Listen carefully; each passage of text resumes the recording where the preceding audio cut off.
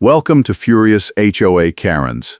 The HOA wanted control, not safety. I am standing in my driveway in the middle of a snowstorm at 6:45 in the morning, and Lisa Hall is screaming at me about a pile of snow that the city plow left at the end of my driveway. She is the treasurer of the Quarry Ridge Frostline Association, and she is holding a clipboard with a violation notice already filled out. The notice says I have 24 hours to remove the berm or face a $200 fine, and she is telling me that the fine will reset daily with every new snowfall. I try to explain that the plow just came through 10 minutes ago and dumped it there, but she cuts me off and says, "Keep talking, I love adding notes." I moved to Seattle 6 months ago for a fresh start. My health has been fragile, and sleep disruption is making it worse. So I needed a quieter life.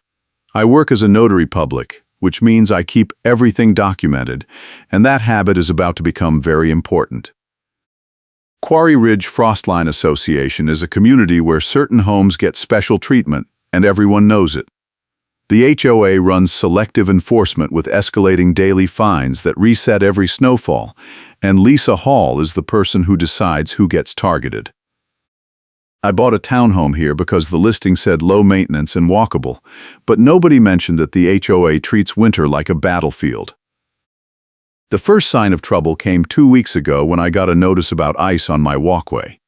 I had salted it that morning, but Lisa took a photo right after the plow went by and called the fresh slush my responsibility.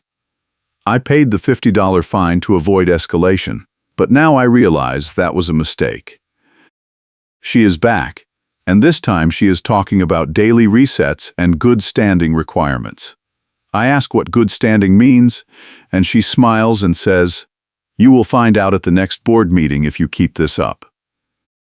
The snow is coming down hard, and I can see a couple on a porch 2 houses down watching this whole thing like it is a show.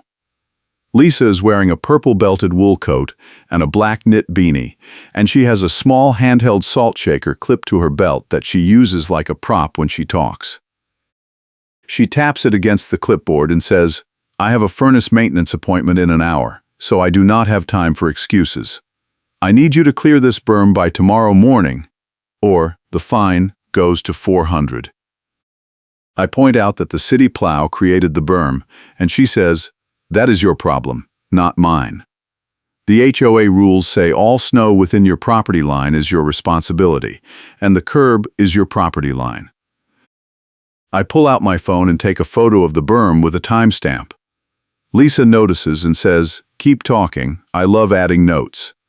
She writes something on the clipboard, and I see the word confrontational underlined twice.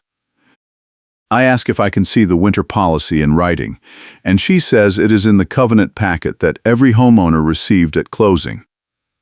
I did receive a packet, but it was 112 pages of legalese, and I do not remember anything about snow berms. I tell her I will look it up, and she says, "You do that and make sure you are in compliance by tomorrow or this gets expensive fast." She walks away, and I stand there in the snow trying to figure out what just happened. The berm is maybe 3 feet wide and 18 inches tall, and it is right at the edge of my driveway apron where the plow always dumps it. I have seen the same berms at every other driveway on the block, but apparently mine is a violation. I go inside and pull up the covenant packet on my laptop. I search for snow, ice, winter, and plow, and I find a section that says homeowners are responsible for maintaining safe walkways and driveways during winter weather. It does not say anything about plow berms or property line definitions, and it definitely does not mention daily resets. I call my friend Marcus, who works in IT and helped me set up my home office when I moved in. He is good with metadata and timestamps, and I figure he can help me document this mess. He answers on the second ring and says, "What is going on?" I explain the situation, and he says, "You need to start recording everything. Take photos. Keep emails. Log every conversation. If the HOA is targeting you, they are probably targeting other people too. And someone is going to push back." I tell him I already took a photo of the berm, and he says, "Good, now take another one every hour until you clear it, and make sure the timestamps are visible. If she says you did not clear it fast enough, you will have proof. I spend the rest of the morning shoveling the berm into the street where the plow can pick it up on the next pass. It takes me 40 minutes because the snow is wet and heavy, and my back is screaming by the time I finish. I take a final photo with the driveway clear and send it to Marcus. He replies, "Nice work. Now wait for the next move." I do not have to wait long. At 2 in the afternoon, I get an email from the HOA management company with a new notice. This one says I violated the snow removal policy by placing snow in the roadway, which is a public safety hazard. The fine is $300, and it is due within 5 business days. I read the email 3 times to make sure I am not hallucinating. I cleared the berm like Lisa demanded, and now they are fining me for clearing it.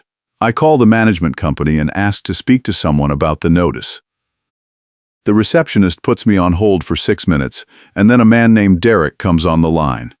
He says he is the compliance manager, and he has reviewed my file. I ask what I was supposed to do with the snow, and he says, "You should have placed it on your property in a location that does not obstruct walkways or create a hazard." I point out that my property is a townhome with a 10-foot front yard and no side yard, and there is nowhere to put 3 cubic feet of wet snow without blocking something. He says that is not my problem, and the fine stands. I hang up and sit at my kitchen table staring at the notice. This is not enforcement, this is a shakedown.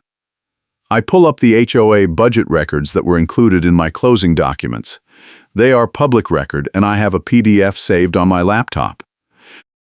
I start going through the line items, and I notice something strange. There is a category called Winter Vendor Charges that has $68,000 allocated for the year. But there is no breakdown of what that money is for. I cross-reference it with the meeting minutes, and I find a note from October that says the board approved a winter enforcement contract with a vendor called Cascade Compliance Solutions. I search for Cascade Compliance Solutions online, and I find nothing. No website, no business registration, no reviews. It is a ghost. I text Marcus and tell him what I found. He says, "That is weird. Let me dig into it." 10 minutes later, he calls me back and says, "I cannot find anything either," and I checked the state business registry. If they are paying $68,000 to a vendor that does not exist, someone is pocketing that money. I ask if he can verify the metadata on the budget document, and he says, "Send it over." I email him the PDF, and he calls me back 20 minutes later. He says, "This document was last modified 3 days ago," which is weird because it is supposed to be from the annual meeting in January. Someone edited it recently, and I can see the edit history in the metadata. They changed the winter vendor charges line from $42,000 to $68,000. I thank Marcus and tell him I will call him back. I sit there for a minute trying to process what this means. The HOA is inflating budget numbers and paying a fake vendor, and Lisa Hall is the treasurer. She controls the finances, which means she is either in on it or she is incompetent. Either way, this is leverage. I decide to keep digging before I make a move. I pull up the meeting minutes from the past year and start reading. Most of it is boring procedural stuff, but I notice that Lisa always votes yes on finance motions without discussion, and the board president always seconds her motions. There is no debate, no questions, no transparency. It is a rubber stamp operation. I find a section in the covenant that says all HOA meetings must follow open meeting rules, and any motion involving funds over $10,000 requires a public hearing with at least 2 weeks' notice. I check the minutes for the winter enforcement contract, and there is no public hearing. The motion was introduced and approved in the same meeting with no notice. That is a violation of the open meeting statute, and it means the contract is invalid. I screenshot the relevant pages and save them to a folder on my desktop. I am building a case, and I am going to need every piece of proof I can get. The next morning, I wake up to another email from the management company. This one says my gate access has been suspended due to non-compliance with HOA notices. I live in a gated community, and the main entrance has an automatic gate that opens with a key fob. Without access, I have to use the pedestrian gate, which is a quarter-mile walk from my unit in the snow. I call Derek at the management company and ask why my access was suspended. He says, "You have 2 outstanding violations and unpaid fines, so your account has been flagged." I tell him I have not had a chance to dispute the fines yet, and he says, "You can dispute them at the next board meeting. But until then, the suspension stands." I hang up and realize this is seed_canon escalation step 1. The gate access glitch started the exact moment I pushed back, and it is designed to make my life harder. I grab my backpack with the camera case inside and walk to the pedestrian gate. It is snowing again, and the path is slippery. I take photos of the conditions and the gate, and I time how long it takes me to walk to my car. 14 minutes. I send the photos to Marcus with a note that says, "They are escalating." He replies, "Keep documenting, this is going to be useful." I drive to work and spend the day notarizing documents and thinking about my next move. I have evidence of budget fraud, a contract that violates open meeting rules, and a pattern of selective enforcement. I need to present this to someone who can do something about it, but I am not sure who that is yet. The HOA attorney is hired by the board, so going to them directly might backfire. The management company works for the HOA, so they are not going to help. That leaves the board meeting, but I need to be strategic about how I play it. That night, I get a certified letter in my mailbox. It is from the HOA, and it is a lien threat. The letter says I owe $500 in fines, plus $200 in legal fees, and a $100 winter enforcement surcharge. If I do not pay within 10 days, the HOA will file a lien against my property, and I will be responsible for all collection costs. I read the letter twice and feel my chest tighten. This is seed_canon escalation step 2, a lien threat that includes bogus legal fees and an invented winter enforcement surcharge. I have never heard of a winter enforcement surcharge, and I am certain it is not in the covenant. I text Marcus and send him a photo of the letter. He calls me immediately and says, "This is insane, they cannot just make up fees." I tell him I know, but I need to figure out how to fight it without making things worse. He says, "You need to talk to a lawyer, and I know someone who specializes in HOA disputes. Her name is Angela, and she is good." I ask if he can send me her contact info, and he says, "I will text it to you right now." 5 minutes later, I have her number, and I call her first thing in the morning. Angela answers and listens to my story without interrupting. When I finish, she says, "This is a textbook case of selective enforcement and financial mismanagement. The fake vendor, the inflated budget, the open meeting violation, all of it is actionable." She tells me the best move is to gather everything I have and present it to the HOA attorney with a formal demand for an audit. If the attorney is ethical, they will flag it and force the board to respond. If they are not, I can escalate to the state HOA ombudsman or file a complaint with the county. She says, "Do not pay the fines, do not sign anything, and do not let them intimidate you. You have more leverage than you think." I thank her and hang up feeling cautiously optimistic. I spend the next 2 days compiling everything into a tabbed evidence binder. I include the budget records, the metadata analysis from Marcus, the meeting minutes, the covenant sections, the violation notices, the lien threat, and a timeline of events. I print everything and organize it with color-coded tabs. The binder is 2 inches thick, and it looks official. I take a photo of it on my kitchen table with the violation notices spread out next to it, and I send it to Marcus. He replies, "That is beautiful. You are going to destroy them." The next board meeting is scheduled for Thursday at 7 in the evening, and I plan to attend. I know Lisa will be there, and I know she is going to try to shut me down, but I have a plan. I let the meeting move on, because my move is not a speech, it is a document. I am going to wait until the finance report, and then I am going to ask a simple question that will force her to either lie or admit she does not know what is happening with the budget. Either way, it is going to be awkward for her. On Wednesday afternoon, I get a call from Derek at the management company. He says the board president wants to schedule a meeting with me to discuss my compliance issues before the board meeting. I ask if this is a formal hearing, and he says, no, it is just a conversation. I tell him I am happy to meet, but I want it on the record, so I will be recording it. There is a pause, and then he says, let me check with the board president and get back to you. He never calls back. Thursday arrives, and I drive to the HOA clubhouse for the meeting. The parking lot is half full, and I can see Lisa's car in the front row. I grab my binder and walk inside. The clubhouse is a dated mid-century building with fluorescent lights and cheap carpet, and it smells like coffee and old paperwork. There are about 20 people in the meeting room, and Lisa is sitting at the front table with the board president and 2 other board members. She sees me walk in, and her expression changes. She leans over and whispers something to the board president, and he nods. The meeting starts with the usual procedural stuff: roll call, approval of minutes, treasurer report. Lisa stands up and gives a summary of the finances.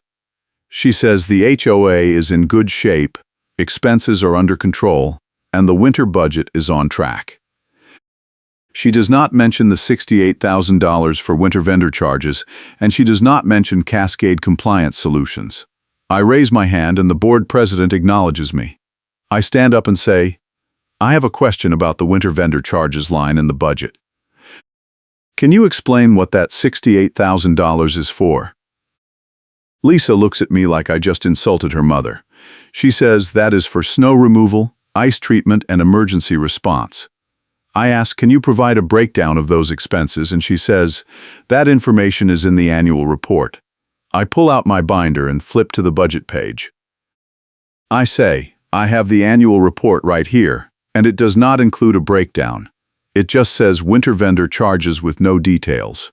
She looks at the board president, and he says, we can provide that information after the meeting.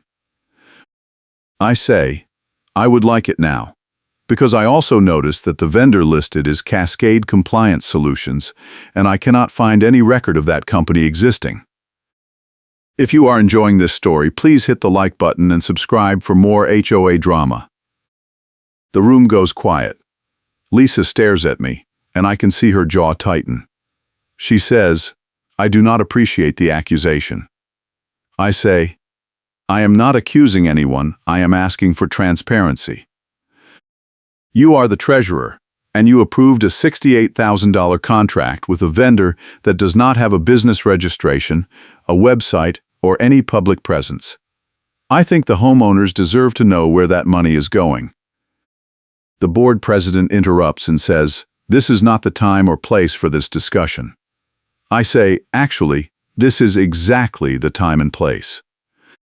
The covenant requires all financial matters over $10,000 to be discussed at a public meeting, and this contract was approved without a public hearing, which is a violation of the open meeting statute. Lisa stands up and says, you do not know what you are talking about. I say, I have the meeting minutes right here, and there is no public hearing listed. The motion was introduced and approved in the same meeting with no notice. The board president looks flustered, and he says, we will review the process and get back to you. I say that is not good enough. I am formally requesting an audit of the HOA finances, and I am forwarding this evidence to the HOA attorney. If the board does not cooperate, I will file a complaint with the state ombudsman. Lisa slams her hand on the table and says, I will bury you in notices until you run out of printer ink. The room goes dead silent, and I see a few people pull out their phones to record. I stay calm and say, keep talking, I love adding notes. It is her own catchphrase, and using it back on her feels like justice. She realizes what just happened, and her face turns red. The board president calls for a recess, and the meeting breaks up. I walk outside and check my phone. Marcus texted me, did you just quote her back to her? And I reply, yes. He sends back 3 fire emojis. I sit in my car for a minute and replay the meeting in my head. I just went head-to-head with the HOA treasurer in front of 20 people, and I did not back down. It feels good, but I know this is not over. Lisa is going to retaliate, and I need to be ready. The next morning, I get an email from the HOA attorney. It is short and professional. It says the board has received my request for an audit, and they are reviewing the matter. In the meantime, all outstanding fines and violations are suspended pending resolution. I forward the email to Marcus, and he replies, "You did it." They blinked. I do not celebrate yet, because I know Lisa is not going to let this go quietly. That afternoon, I see her in the parking lot. She is taking photos of something, and when I get closer, I realize she is photographing a small patch of ice near my front walkway. I walk over and say, "What are you doing?" She says, "Documenting a safety hazard." I look at the ice, and it is barely visible. I ask, "Did you just pour water there?" She does not answer, but I see a water bottle in her hand. I pull out my phone and start recording. I say, "Did you just create a safety hazard so you could fine me for it?" She looks at me and says, "You are paranoid." I keep recording and walk around to the side of the walkway. There is a wet trail leading from her car to the patch of ice, and I can see footprints in the slush. I say, "There is a trail of water from your car to this spot, and I am recording all of it." She realizes she has been caught, and she says, "This is harassment." I say, "No, this is documentation. You just tried to create a violation, and I have it on video." She walks back to her car and drives away without another word. I send the video to Marcus and Angela. Angela calls me immediately and says, "This is gold. If she is willing to fabricate violations on camera, she has probably done it before. You need to share this with the HOA attorney and the board president." I ask if I should post it online, and she says, "Not yet." If this goes to a hearing or a lawsuit, you do not want to compromise the evidence by making it public too early. I agree and save the video to my evidence folder. That night, I get another certified letter. This one is from Lisa personally, not the management company. It says I am being charged with harassment and intimidation of a board member, and the board is scheduling a hearing to determine if I should be fined or have my membership privileges suspended. The hearing is set for next Tuesday at 7 in the evening. I read the letter and laugh. She is trying to flip the script and make me the bad guy, but I have video evidence that she tried to frame me. This is going to backfire spectacularly. I call Angela and tell her about the hearing. She says, "This is retaliation, and it is illegal. The HOA cannot punish you for exercising your right to request an audit or for documenting violations. You need to show up with everything you have and make it clear that you are not going to be intimidated." I ask if she can attend the hearing with me, and she says, "I can be there as your advisor, but I cannot represent you unless you retain me formally." I ask how much that costs, and she says, for something like this, probably $1,500. I think about it for a minute and decide it is worth it. I tell her I am in, and she says, "Great, I will draft a retainer agreement and send it over tonight." I spend the weekend preparing for the hearing. I print out the video stills, the metadata report from Marcus, the budget records, and the open meeting violation evidence. I organize everything into a presentation binder with numbered exhibits. Angela reviews it on Monday and says, "This is excellent. You are going to walk in there and own the room." I feel ready, but I am also nervous.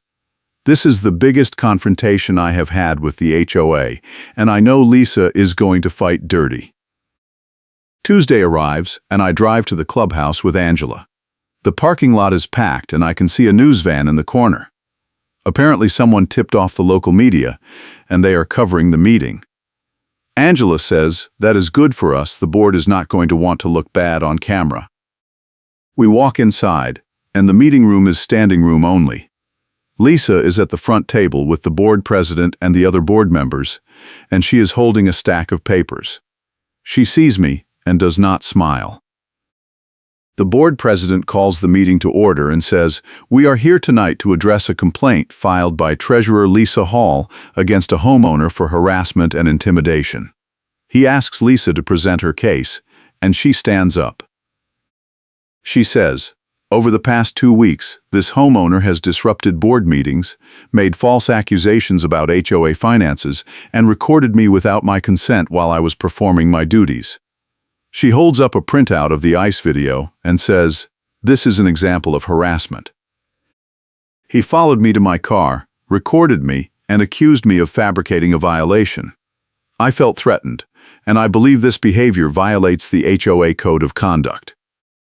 Angela leans over and whispers, "Let her finish, then we go." Lisa continues for another 5 minutes, and she paints me as a hostile troublemaker who is trying to undermine the board. When she finishes, the board president asks if I want to respond. I stand up and say yes. Angela stands with me and introduces herself as my legal advisor. The board president looks surprised, but he nods and says, "Go ahead."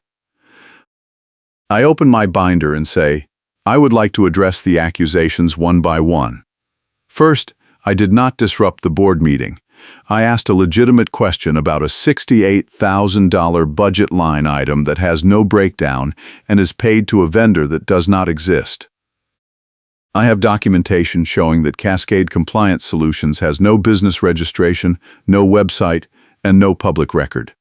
I also have metadata analysis showing that the budget document was edited 3 days before the last meeting, which suggests someone changed the numbers after the fact." I hand a copy of the metadata report to the board president, and he reads it with a frown. Second, I did not record Lisa without her consent. Washington is a 2-party consent state, but there is an exception for recordings made in public places where there is no expectation of privacy. The parking lot and the walkway in front of my unit are public spaces, and I was documenting what I believe to be an attempt to fabricate a violation. I play the video on my laptop, and the room watches in silence as Lisa pours water on the walkway and then photographs the resulting ice. When the video ends, I say, "This is not harassment, this is self-defense." If a board member is willing to create violations to justify fines, homeowners have a right to document it. The board president looks at Lisa and says, "Is this true?" Lisa stammers and says, "He is twisting the facts. I was inspecting the walkway for safety." I interrupt and say, "Then why is there a trail of water from your car to the ice patch?" The board president holds up his hand and says, "We need to take a recess and consult with the HOA attorney." The meeting breaks, and Angela leans over and says, "They are panicking. This is going exactly how we want." During the recess, I see Marcus standing in the back of the room. He waves, and I walk over.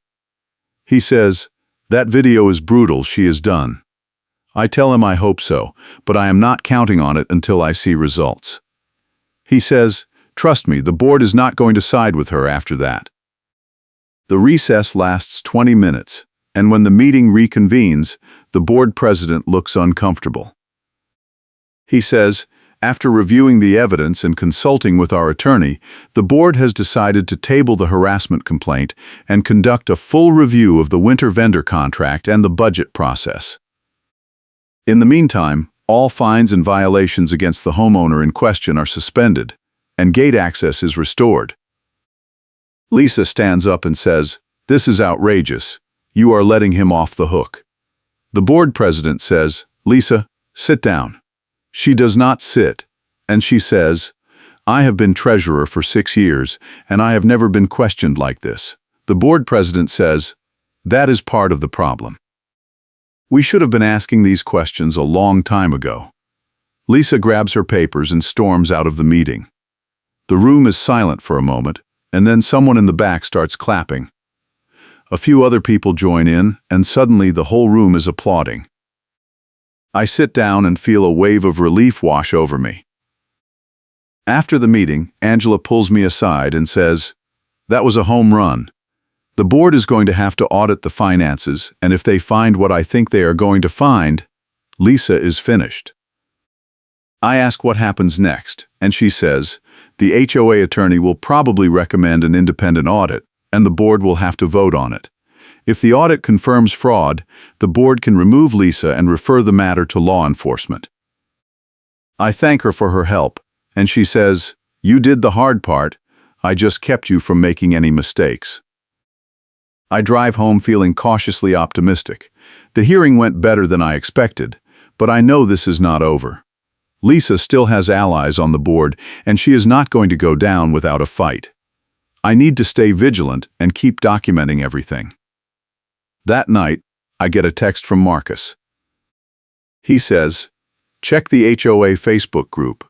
I pull it up on my phone and see a post from Lisa.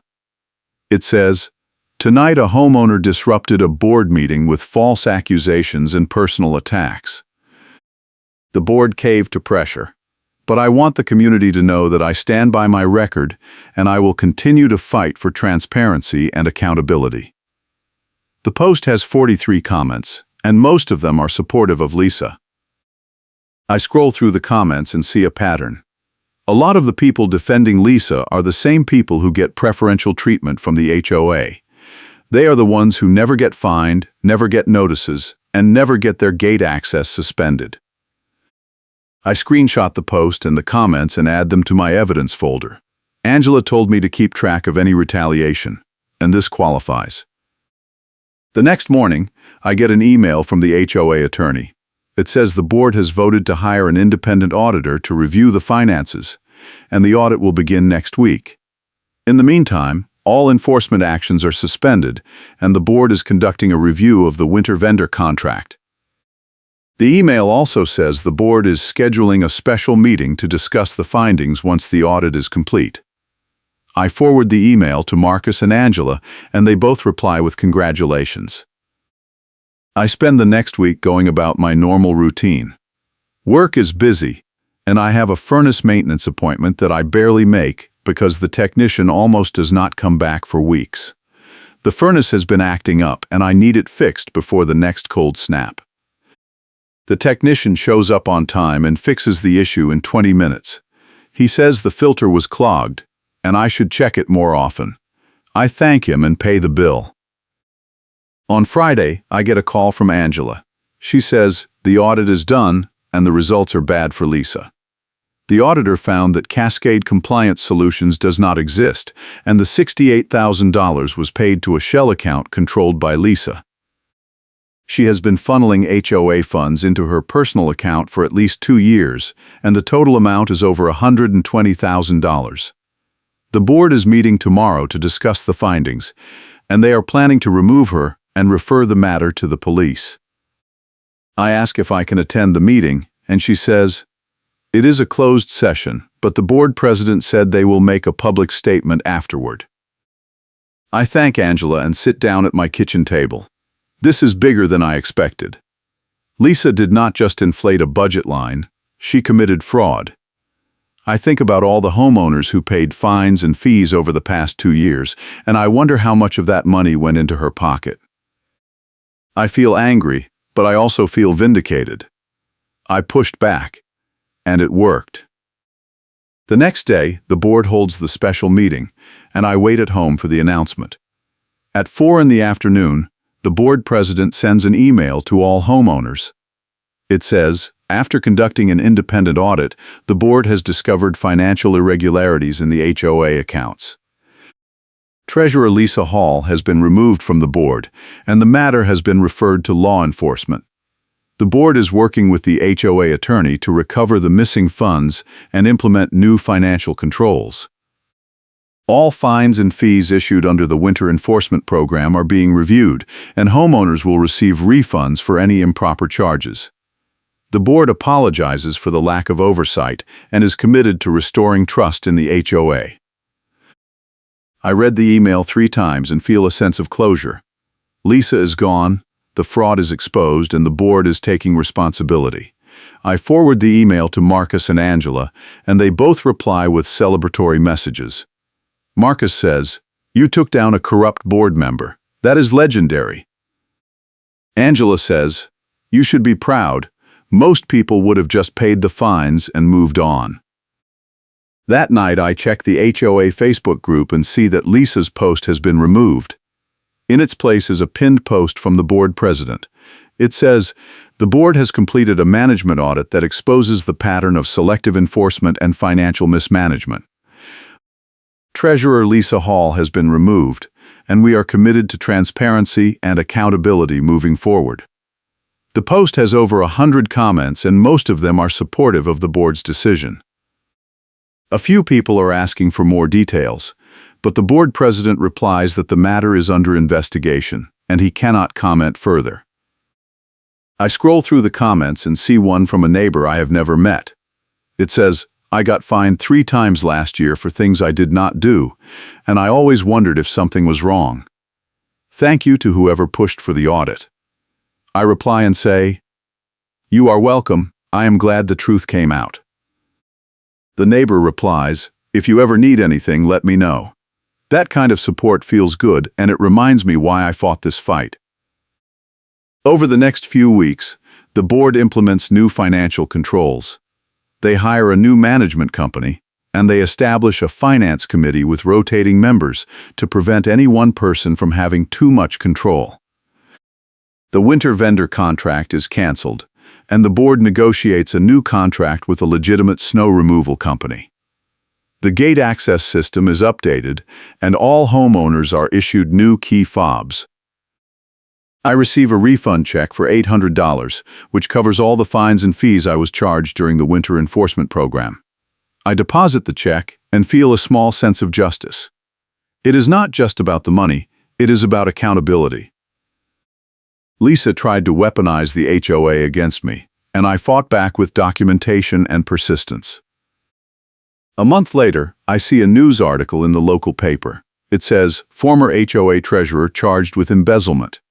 The article explains that Lisa Hall was arrested and charged with stealing over $120,000 from the Quarry Ridge Frostline Association.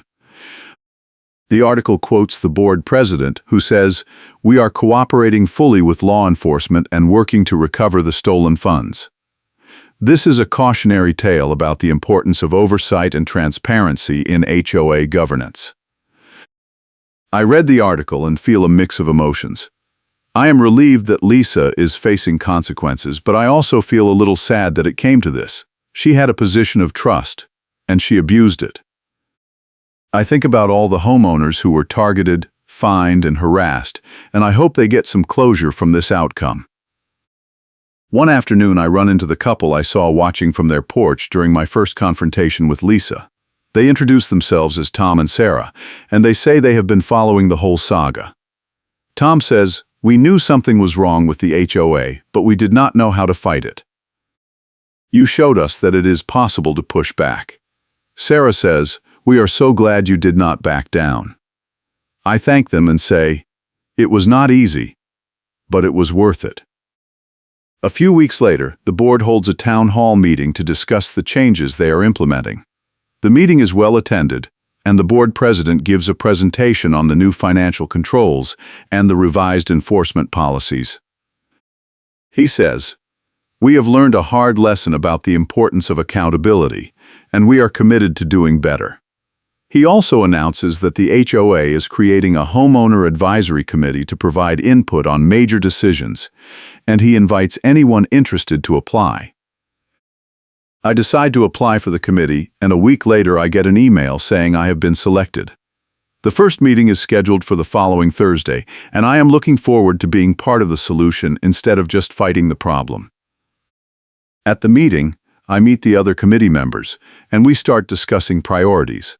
One member suggests creating a transparent enforcement policy with clear guidelines and appeals process.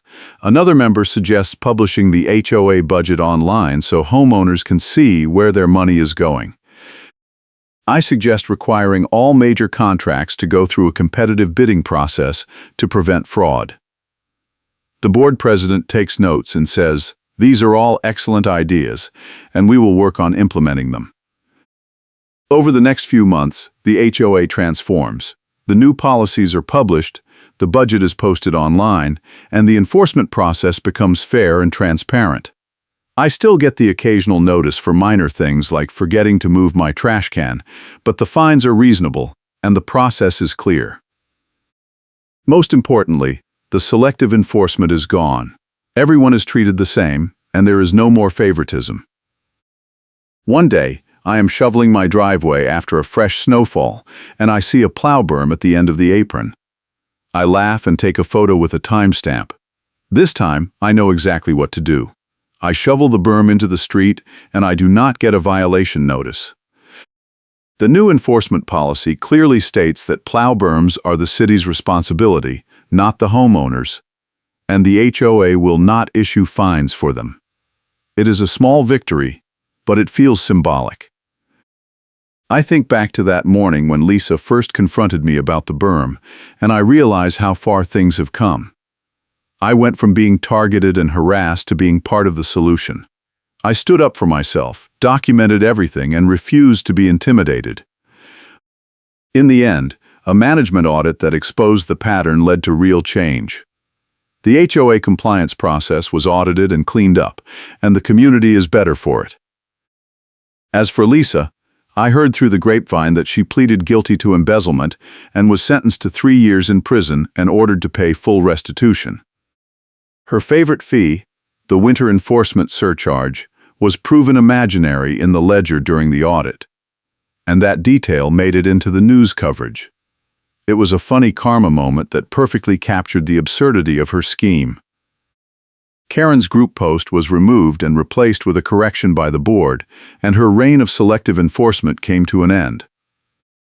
I still live in Quarry Ridge, and I still serve on the Homeowner Advisory Committee. The HOA is not perfect, but it is a lot better than it was. The new board president is committed to transparency, and the finance committee keeps a close eye on the budget. The community feels more like a community now, and less like a battlefield. Looking back, I realized that the key to winning was documentation. I kept every email, every notice, every photo, and every receipt. When the time came to fight back, I had a paper trail that was impossible to ignore. Marcus helped me verify the metadata, Angela guided me through the legal process, and I showed up with everything I had. It was not easy, and there were moments when I wanted to give up, but I am glad I did not. I also learned that standing up to the HOA is not just about winning, it is about setting a precedent. Other homeowners saw me push back, and they realized they could do the same. The town hall meetings are better attended now, and people are not afraid to ask questions or challenge decisions. That cultural shift is just as important as the policy changes. One evening, I am sitting on my porch watching the snow fall, and I see a new homeowner moving in across the street. I walk over and introduce myself. I tell him a little bit about the neighborhood and the HOA, and I mention that things have improved a lot in the past year. He asks what happened, and I give him the short version. He says, "That is impressive. I am glad someone stood up." I tell him, "If you ever have an issue, do not be afraid to document it and ask questions. The HOA works for us, not the other way around." He thanks me, and I walk back to my porch. I sit down and think about how different things are now. A year ago, I was being harassed over a plow berm and threatened with liens. Now, I am part of a committee that is helping to rebuild trust and accountability. It is a reminder that change is possible, even in the most frustrating situations. The winter season continues, and the snow keeps falling. I keep my walkway clear, I shovel the plow berms, and I do not get any violation notices. The HOA sends out a reminder email about winter safety, and it is polite and informative instead of threatening. It is a small thing, but it represents a big shift in how the HOA operates. I also stay in touch with Angela, who represented me during the hearing. She tells me that my case has become a teaching example in her practice, and she uses it to show other clients that documentation and persistence can win against even the most entrenched HOA boards. I am proud to be part of that story. One afternoon, I get a call from a reporter who is writing a follow-up article about the HOA scandal. She asks if I am willing to be interviewed, and I agree. We talk for 30 minutes, and I explain how the audit happened, what the evidence showed, and how the community has changed since Lisa was removed. The article is published a week later, and it includes a quote from me. It says, "This was never about one person. It was about a system that allowed abuse to happen. The audit fixed the system, and that is what matters." The article also includes a statement from the board president, who says, "We are grateful to the homeowners who held us accountable and pushed for transparency. This experience has made us a stronger community." I read the article and feel a sense of pride. This is the outcome I was hoping for when I first decided to fight back. As the months go by, the memory of the confrontation fades, but the lessons remain. I learned that HOAs can be held accountable, that documentation is power, and that one person can make a difference. I also learned that the fight is not just about winning, it is about creating a better system for everyone. I continue to serve on the Homeowner Advisory Committee, and I continue to advocate for transparency and fairness. The HOA is not perfect, but it is moving in the right direction. The new policies are working, the budget is transparent, and the enforcement process is fair. Most importantly, homeowners feel empowered to speak up and ask questions. One day, I receive an email from the board president. It says, "Thank you for your service on the advisory committee. Your input has been invaluable, and the changes we have implemented would not have been possible without your persistence and dedication." I read the email and feel a sense of accomplishment. This is what I was fighting for, a community where people are treated fairly and the rules are applied equally. I think about Lisa and wonder if she ever reflects on what happened. She had power, and she abused it. She thought she could intimidate people into compliance, but she underestimated the power of documentation and accountability. In the end, her own words came back to haunt her. "I will bury you in notices until you run out of printer ink." That line became a symbol of her arrogance, and it was quoted in the news coverage of her arrest. I also think about the moment at the USPS mailbox cluster curb when everything came to a head. Lisa was blocking my mail with her clipboard and her glove box envelope of certified slips, and she was yelling at me about non-compliance. A deputy arrived and told her to step back, and that was the moment I realized I had won. She had pushed too far, and the law was on my side. That moment was the turning point. After that, the board could not ignore the problem anymore. The audit followed, the fraud was exposed, and the system was reformed. It was a long fight, but it was worth it. I also remember the set-piece moments that defined the conflict. The first was a management lobby confrontation, where I demanded the winter policy and they could not produce it. I walked into the management office with my binder and asked to see the written policy that authorized the winter enforcement surcharge. Derek, the compliance manager, shuffled through files for 10 minutes and finally admitted that there was no written policy. It was just something Lisa had implemented on her own. That admission was a key piece of evidence, and I recorded the whole conversation on my phone. The second set piece was a snow emergency stunt where Lisa tried to photograph black ice by pouring water, and my video caught her doing it. That video became the smoking gun that proved she was fabricating violations. When I played it at the hearing, the room went silent. It was a moment of truth that could not be denied. Those two set pieces were the foundation of my case, and they showed the board that Lisa was out of control. Without them, I might not have had enough evidence to force an audit. But with them, the case was undeniable.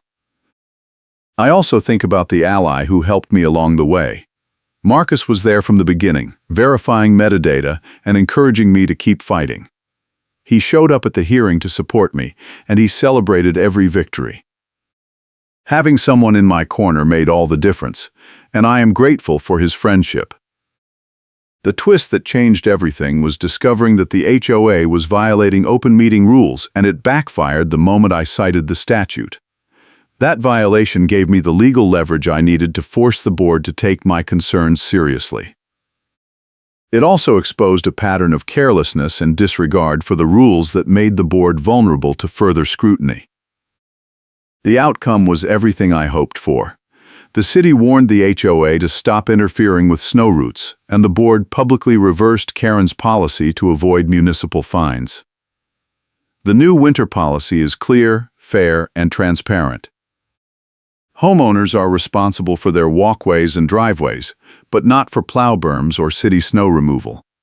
The HOA will not issue fines for things outside the homeowner's control, and all enforcement actions must be documented with photos and timestamps.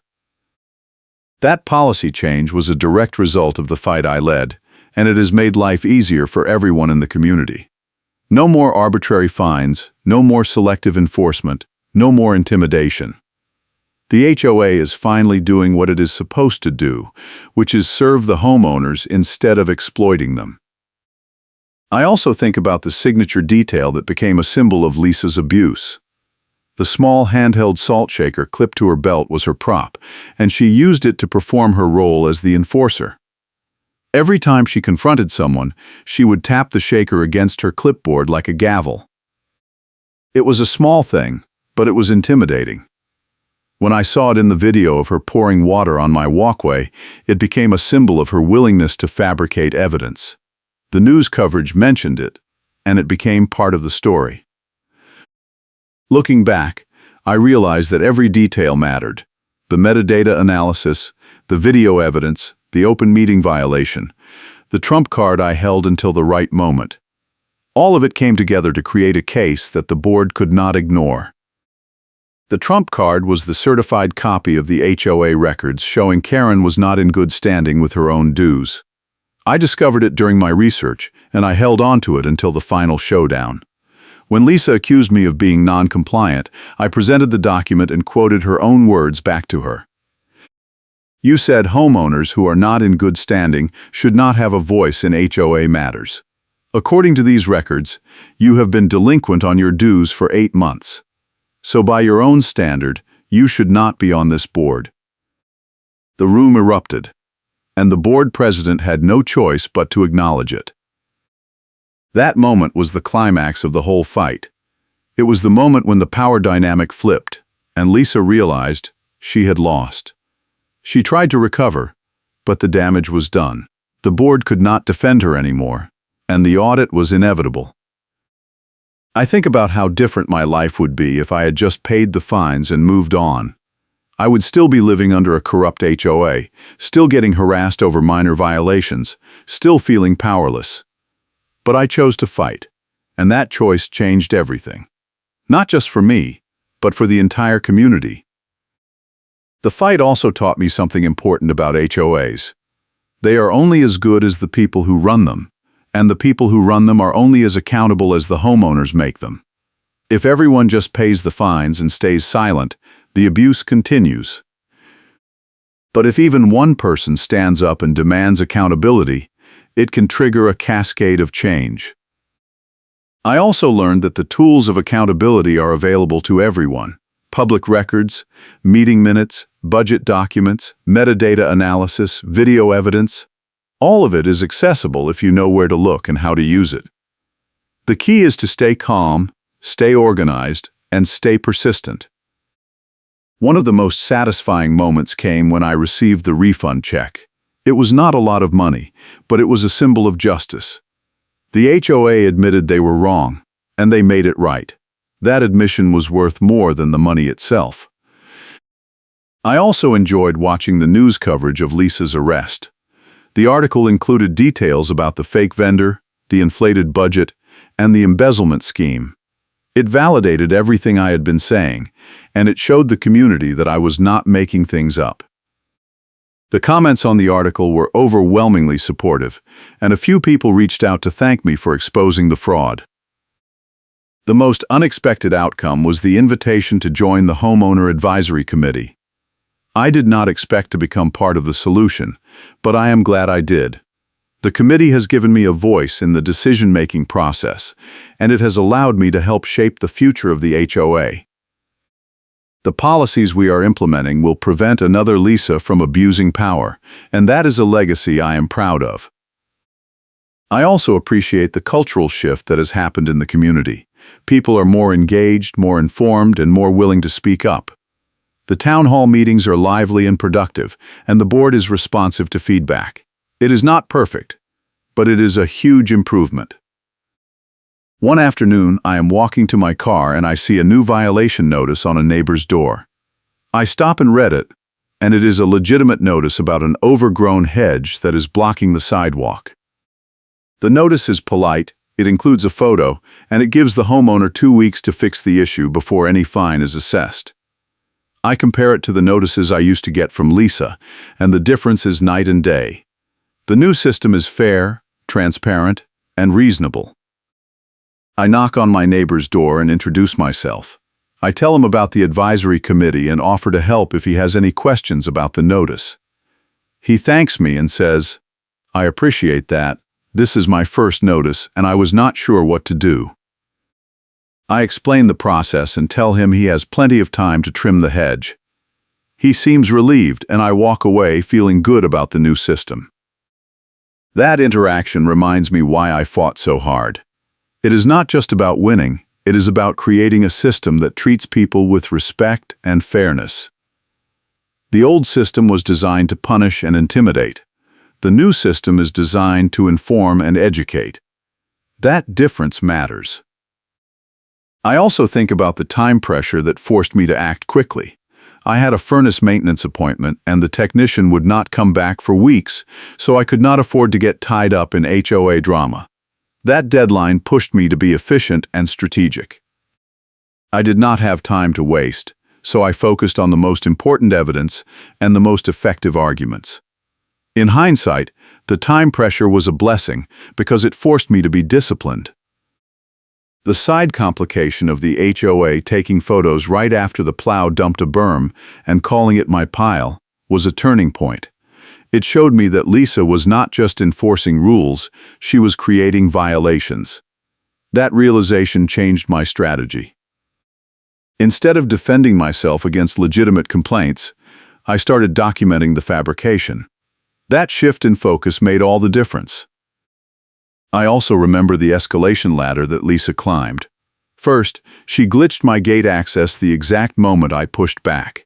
Then, she sent the lien threat with bogus legal fees and an invented winter enforcement surcharge. Each escalation was designed to intimidate me into compliance, but instead, it gave me more evidence. Every time she escalated, she dug herself deeper. The twist that the HOA was violating open meeting rules was the key to forcing the audit. Without that violation, the board might have been able to dismiss my complaints as one homeowner's grievance.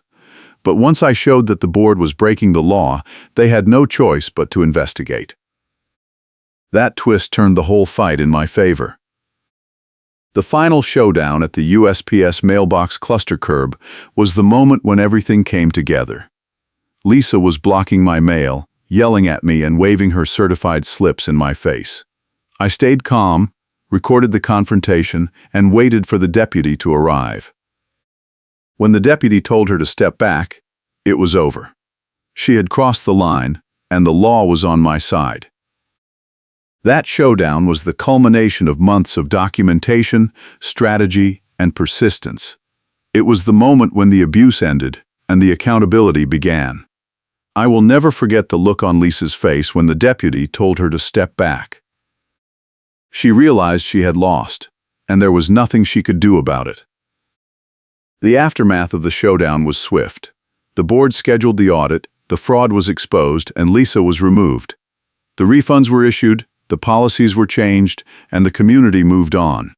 It was a textbook example of how accountability works when people refuse to back down. I also think about the funny karma beat that perfectly captured the absurdity of the whole situation. Lisa's favorite fee, the winter enforcement surcharge, was proven imaginary in the ledger during the audit. She had been charging homeowners $100 for a fee that did not exist in the budget or the covenant.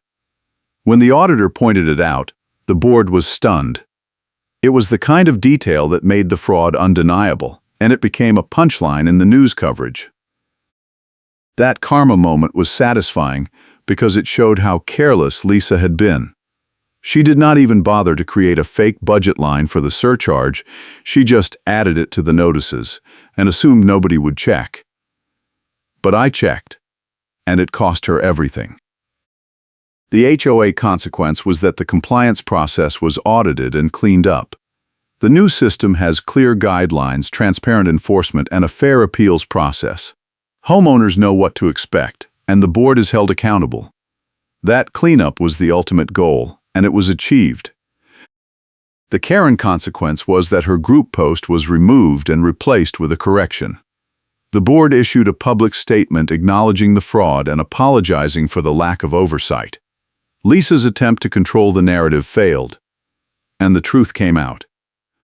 That correction was important because it showed the community that the board was serious about transparency. The payback vector was a management audit that exposed the pattern of selective enforcement and financial mismanagement. That audit was the mechanism that brought everything to light. It was not a personal vendetta, it was a professional review that followed the evidence. That distinction matters because it shows that the outcome was based on facts, not emotions. Looking back on the whole experience, I am proud of how I handled it. I did not resort to vandalism, fraud, or violence. I used documentation, legal processes, and public accountability. I fought within the system, and I won. That is the kind of payback that lasts, because it changes the system instead of just punishing one person. I also appreciate the support I received from Marcus, Angela, and the other homeowners who spoke up. I could not have done it alone, and their help made all the difference. The fight was not just about me, it was about creating a better community for everyone. As I sit on my porch and watch the snow fall, I think about the journey I have been on. It started with a plow berm and a violation notice, and it ended with a reformed HOA and a corrupt treasurer in prison. It was a wild ride, but it was worth it. I also think about the lessons I learned along the way. Document everything, stay calm, know your rights, and do not be afraid to push back. Those lessons have served me well, and I hope they will serve other homeowners who find themselves in similar situations. The fight also taught me that change is possible, even in the most frustrating situations. HOAs can be reformed, abusive board members can be removed, and communities can be rebuilt. It takes persistence, courage, and a willingness to stand up for what is right. But it can be done. I finish my coffee and stand up to go inside. The snow is falling harder now, and I need to shovel the walkway before it gets too deep. As I grab the shovel, I think about how different this moment is from the one a year ago. Back then, I was shoveling under threat of fines and harassment.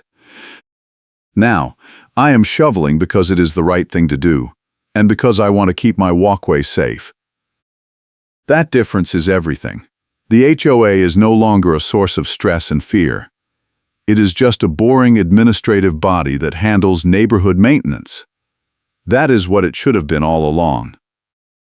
I finish shoveling and go inside.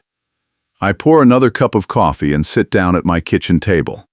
My laptop is open, and I have an email from the advisory committee with the agenda for the next meeting. The topics include updating the landscaping policy, reviewing the reserve fund, and planning a community event for the spring. It is all normal, boring HOA business, and I am grateful for the normalcy. I reply to the email and confirm that I will attend the meeting. I also suggest adding a topic about improving communication between the board and the homeowners. Transparency was the key to fixing the financial mess, and I want to make sure it stays a priority. As I type, I think about the people who are still living under corrupt HOAs and do not know how to fight back. I hope my story can help them. The tools are available, the laws are on their side, and change is possible. All it takes is one person willing to stand up and demand accountability. I send the email and close my laptop. The sun is setting, and the snow is starting to taper off. I walk to the window and look out at the neighborhood. The houses are quiet, the streets are empty, and everything is covered in a fresh layer of white. It is peaceful, and for the first time in a long time, I feel like I belong here. The fight with the HOA was the hardest thing I have done since moving to Seattle, but it was also the most rewarding. I stood up for myself, I held the board accountable, and I helped create a better community. That is something I can be proud of. I also know that the fight is not completely over. HOAs require constant vigilance, and there will always be people who try to abuse power. But now the community knows what to look for, and they know how to fight back. The precedent has been set, and the system is stronger because of it. As the evening turns to night, I sit down on the couch and turn on the TV. The local news is on, and they are doing a follow-up story on the HOA scandal. The anchor says, former HOA treasurer Lisa Hall is scheduled to be sentenced next week, and prosecutors are seeking the maximum penalty. The story includes interviews with homeowners who were affected by the fraud, and they all express relief that justice is being served. I watch the story and feel a sense of closure. This chapter of my life is ending, and a new one is beginning. The HOA is reformed, the corrupt treasurer is facing consequences, and the community is moving forward. It is not a perfect ending, but it is a satisfying one. I turn off the TV and get ready for bed. Tomorrow is a new day, and I have a full schedule at work. But tonight, I can rest knowing that I did the right thing. I fought back, I won, and I made a difference. As I lie in bed, I think about the moment when I first decided to push back against Lisa. It was a small decision, a choice to take a photo of the Plow berm instead of just paying the fine. But that small decision led to a chain of events that changed everything.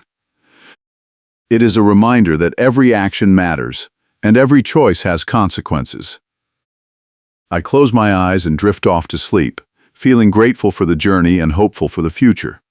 The fight was hard, but it was worth it, and if I ever face a similar situation again, I know exactly what to do. Document everything, stay calm, and never back down. The next morning, I wake up feeling refreshed. The snow has stopped, and the sun is shining. I make coffee and check my email. There is a message from the board president thanking me for my service on the advisory committee and asking if I would be willing to lead a subcommittee on transparency and accountability. I reply and say yes. It is an opportunity to continue the work I started, and I am excited about it. I spend the rest of the morning preparing for work and thinking about the future. The HOA is in a good place now, but I want to make sure it stays that way. The Transparency Subcommittee will be a way to institutionalize the changes and make sure they outlast any one person or board. At work, I notarize documents and help clients with their legal needs. It is routine work, but it is satisfying. I am good at what I do, and I enjoy helping people. The skills I use at work, attention to detail, documentation, and clear communication, are the same skills that help me win the fight with the HOA. That overlap is not a coincidence. My job trained me to handle this kind of conflict, and I am grateful for that. During my lunch break, I check the HOA Facebook group. There is a new post from the board president announcing the formation of the Transparency Subcommittee and inviting homeowners to provide input. The post has 23 comments, and most of them are positive. A few people express skepticism, but overall the response is supportive. I reply to a few comments and thank people for their engagement. That afternoon, I get a call from a reporter who is writing a book about HOA conflicts. She asks if I would be willing to be interviewed for a chapter on financial fraud and accountability. I agree, and we schedule a time to talk. She says my story is a perfect example of how one person can make a difference, and she wants to share it with a wider audience. I am honored to be included, and I hope the book will help other homeowners who are facing similar situations. The weeks go by, and the Transparency Subcommittee holds its first meeting. There are 6 members, including me, and we spend 2 hours discussing goals and priorities. We decide to focus on 3 areas: publishing the budget online, creating a homeowner handbook with clear enforcement guidelines, and establishing a quarterly town hall meeting for feedback and questions. It is ambitious, but it is doable. Over the next few months, the subcommittee makes steady progress. The budget is posted online with explanations for each line item. The homeowner handbook is drafted, reviewed, and published. The quarterly town hall meetings are scheduled, and the first one is well attended. The board president opens the meeting by thanking the subcommittee for their work, and he invites homeowners to ask questions. The questions are thoughtful and the answers are transparent. It is a productive meeting, and it sets a positive tone for the future. I also stay in touch with Marcus, who continues to be a good friend and ally. We meet for coffee once a month, and we talk about life, work, and the HOA. He tells me he is proud of what I accomplished, and he says he learned a lot from watching me fight. I tell him I could not have done it without his help, and I mean it. One evening, I am sitting on my porch, and I see a moving truck pull up to the house where Lisa used to live. A young couple gets out, and they start unloading boxes. I walk over and introduce myself. I tell them a little bit about the neighborhood and the HOA, and I mention that things have improved a lot in the past year. They ask what happened, and I give them the short version. They seem grateful for the information, and they say they will keep an eye on things. As I walk back to my porch, I think about how far the community has come. A year ago, people were afraid to speak up. Now, new homeowners are being welcomed with transparency and honesty. That cultural shift is the real victory, and it is the legacy of the fight I led. I sit down and watch the sunset. The sky is painted in shades of orange and pink, and the snow reflects the colors. It is beautiful, and it is peaceful. For the first time since I moved to Seattle, I feel truly at home. The fight with the HOA was the hardest thing I have done, but it was also the most important. I learned that accountability matters, that documentation is power, and that one person can make a difference. Those lessons have shaped me, and they will stay with me for the rest of my life. I also learned that communities are only as strong as the people who stand up for them. If everyone stays silent, abuse continues. But if even one person speaks up, it can trigger a wave of change. I am proud to have been that person, and I am grateful for the support I received along the way. As the sun sets and the stars begin to appear, I think about the future.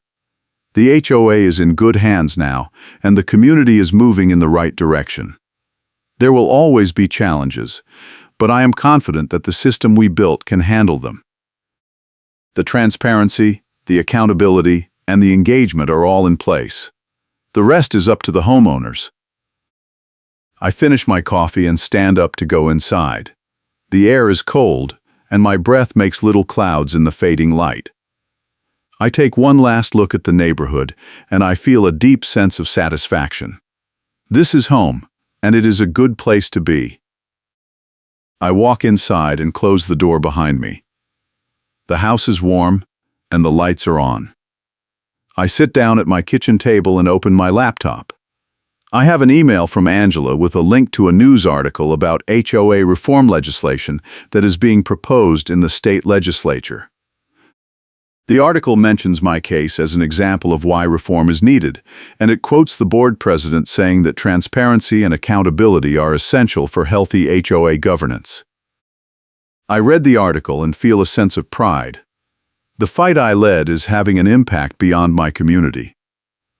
It is inspiring other homeowners to stand up, and it is pushing lawmakers to consider reforms. That ripple effect is more than I ever expected, and it is deeply satisfying. I reply to Angela and thank her for sending the article. I also tell her that I am leading a transparency subcommittee and that the work is going well. She replies, "That is fantastic. You are exactly the kind of person HOAs need on their boards." I appreciate the compliment, and I am grateful for her guidance throughout the fight. As the evening wears on, I think about the journey I have been on.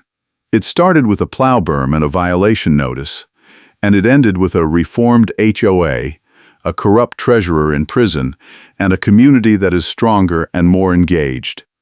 It was a wild ride, but it was worth every minute. I also think about the people who helped me along the way. Marcus, Angela, the other homeowners who spoke up, the board president who was willing to listen, They all played a part, and I am grateful for their support. I close my laptop and get ready for bed. Tomorrow is a new day, and I have a full schedule. But tonight, I can rest knowing that I made a difference. I fought back against a corrupt HOA, I held them accountable, and I helped create a better community. That is something I will always be proud of. As I lie in bed, I think about the lessons I learned. Document everything, stay calm, know your rights, and never back down. Those lessons have served me well, and I hope they will serve other homeowners who find themselves in similar situations. I close my eyes and drift off to sleep, feeling grateful for the journey and hopeful for the future. The fight was hard, but it was worth it. And if I ever face a similar situation again, I know exactly what to do.